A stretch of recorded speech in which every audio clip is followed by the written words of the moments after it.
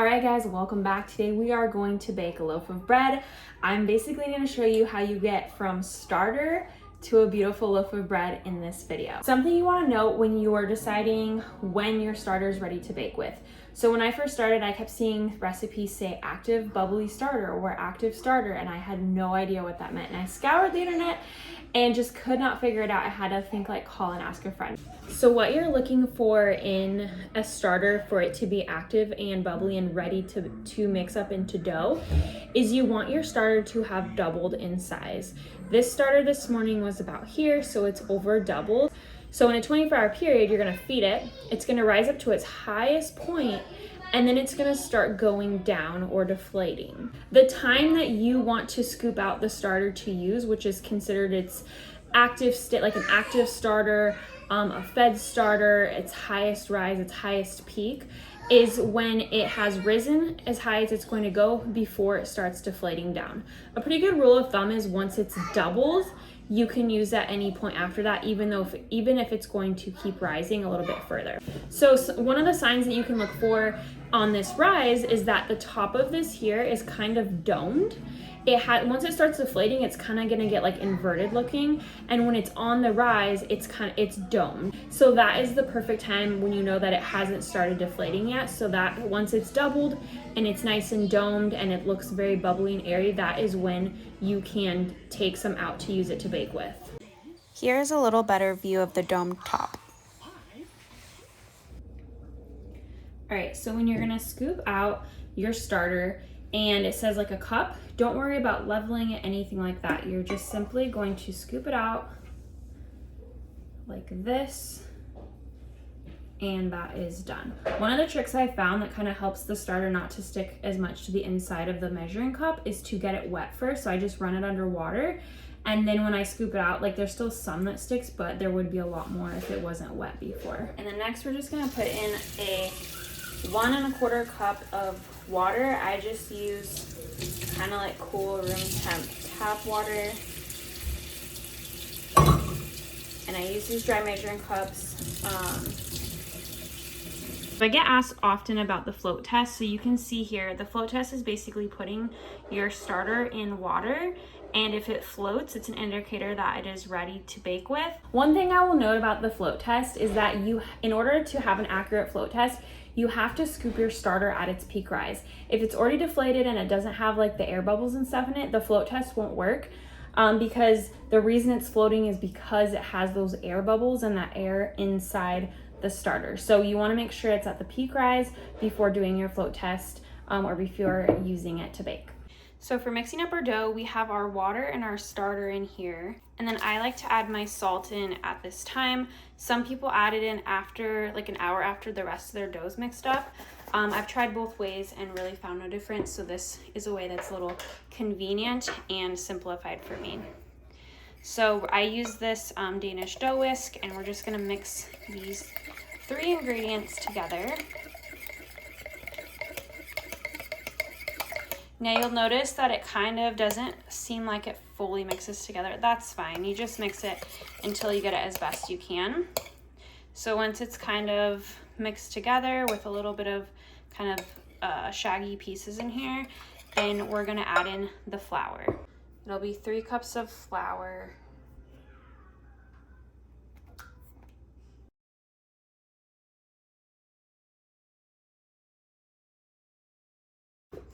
All right, and then we're just gonna mix this up until it is all combined together.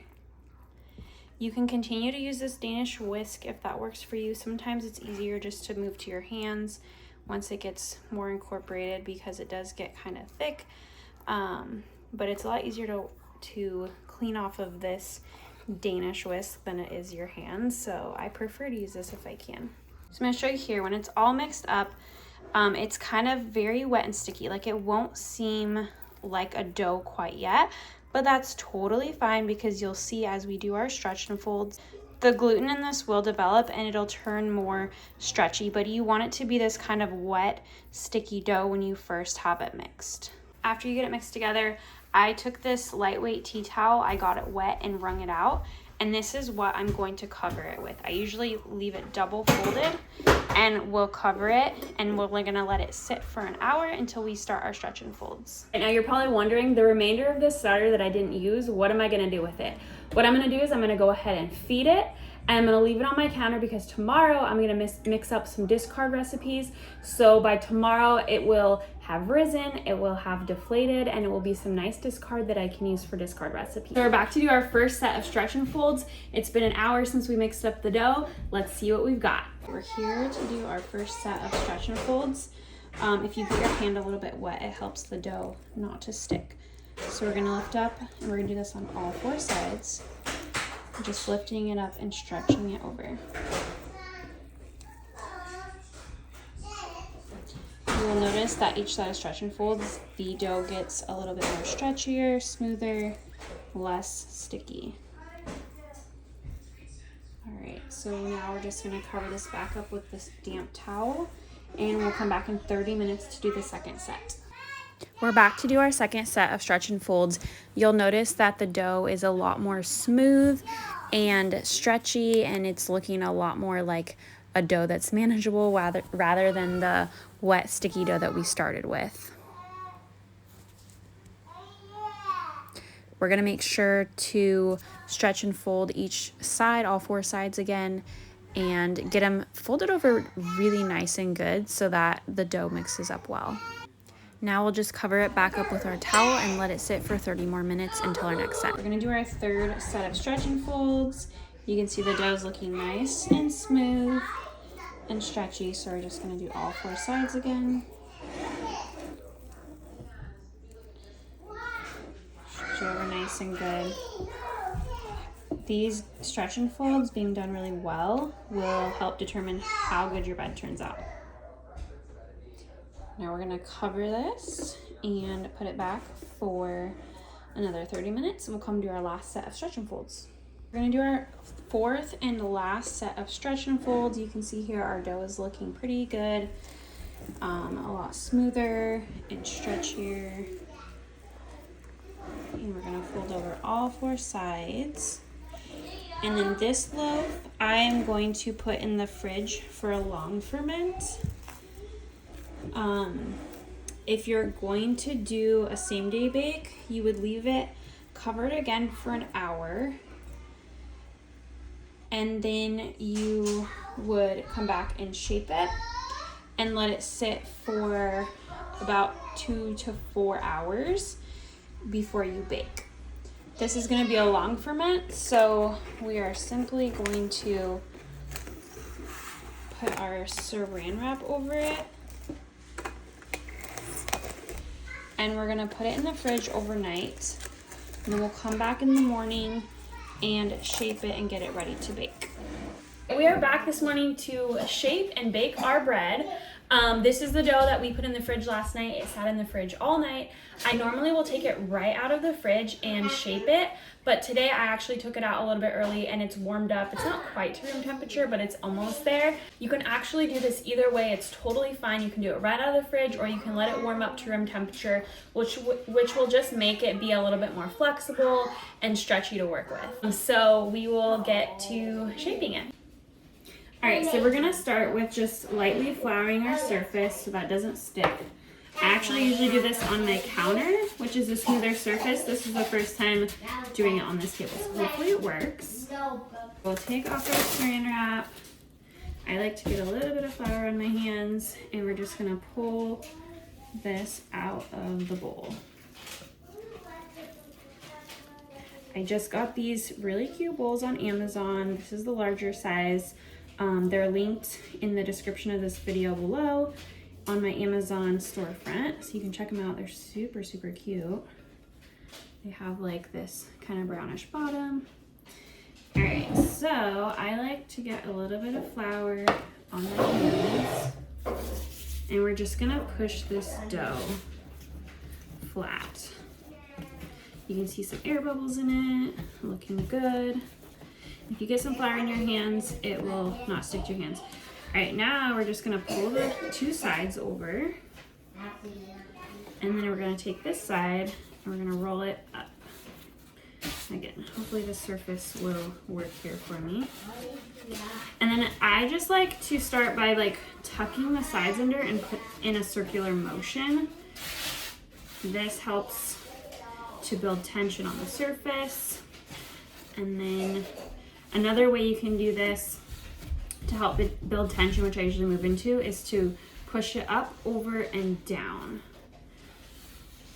See how it works on the surface. This is really good to do on like a counter, like a shiny counter surface. It's actually not too bad on this wooden tabletop surface. So push it up, over, and down. Up, over, and then pull it down. And you're kind of just tucking those edges under, and that helps build this tension on the surface. You don't want to break it, but you want to build some good tension on the surface.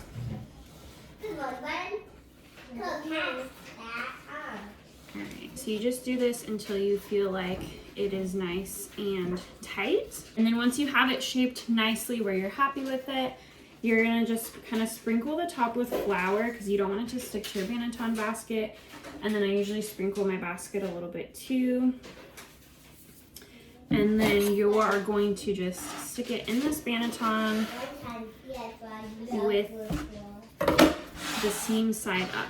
If this seam doesn't seem pulled together, you can just kind of pinch the seam together. But you're just gonna sit it here.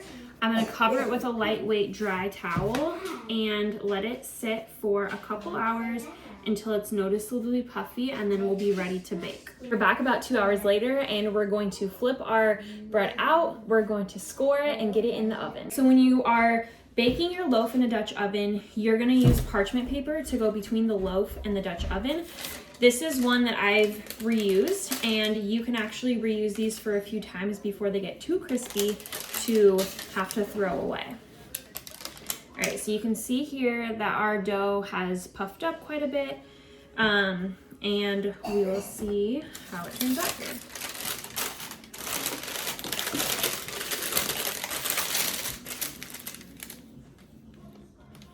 So we flipped our dough out here. I'm gonna lightly flour the top of it with this like little flour sifter.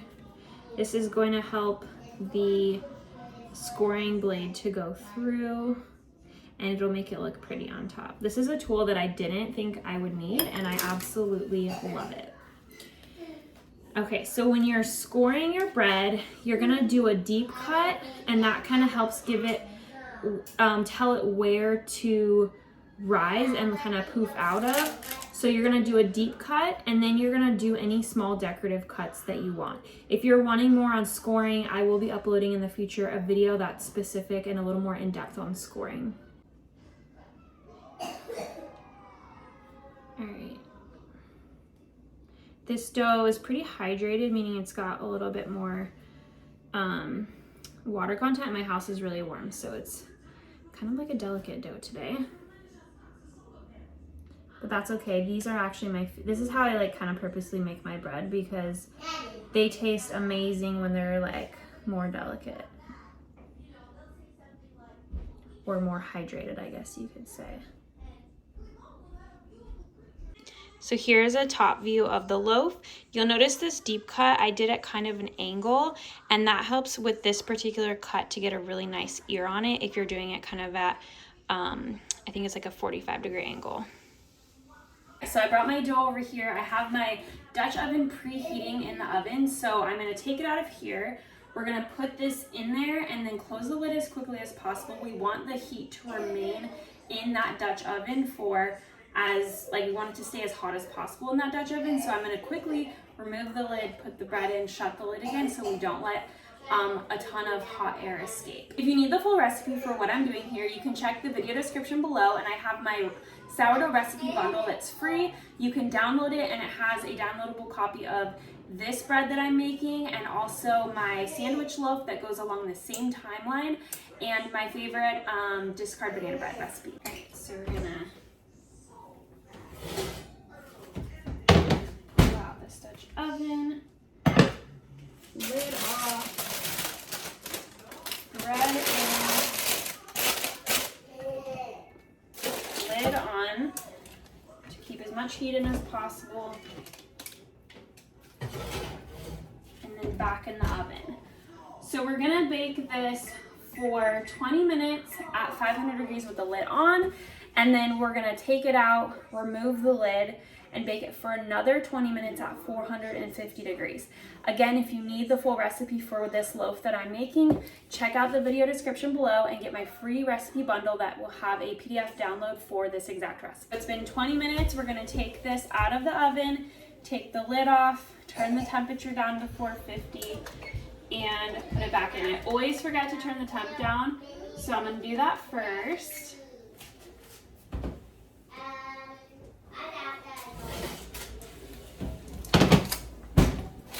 Take the lid off. This is beautiful.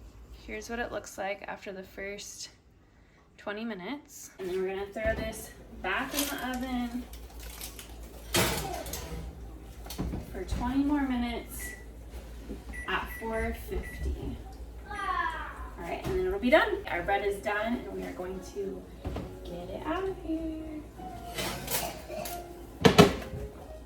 And here's what it looks like after baking. This is a beautiful, beautiful loaf.